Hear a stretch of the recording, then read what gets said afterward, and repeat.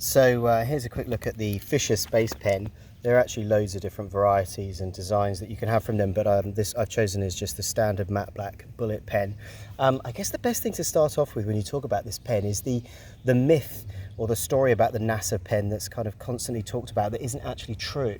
So the ongoing joke that everyone talks about is that NASA spent millions developing a pen that would write in space, and that Russian cosmonauts just simply used a pencil.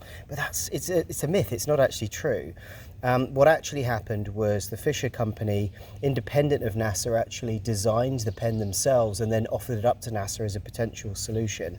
And it became so successful and cheaper than the method they were using originally, that both the Russians and the Americans used this pen on their space missions, and I believe continue to do so now. So what makes this pen special is that it writes pretty much in any direction in zero gravity. I appreciate that most of us won't be operating in zero gravity, but what you can do is write literally upside down. Its other party piece is you can literally write underwater with this.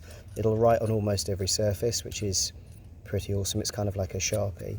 But this one in particular has, the one I chose here, has a anodized, it's like a DLC or PVD coating to it, so it's pretty resistant to scratches and scuffs and stuff.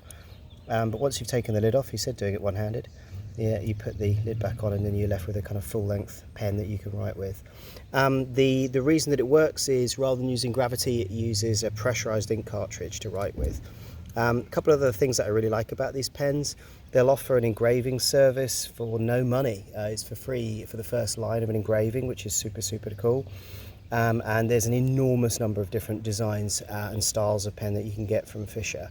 But for me, it's the kind of iconic space race mystique that I think supports this pen, and also the fact that it's kind of a modern design classic. I think from memory it's featured in the New York Museum of Modern Art, which is pretty rare for a pen. So what you get is a pen that writes almost anywhere. I've described it as kind of like a Sharpie on steroids. You can even write underwater. And it's not particularly large, as you can see when I've taken the cap off. It fits relatively small in your hand.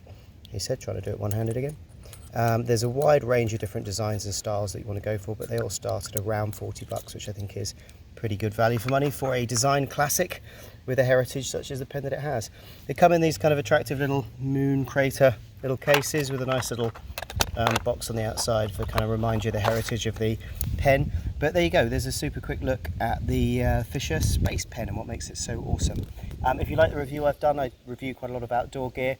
If you do like and subscribe, I would be super grateful.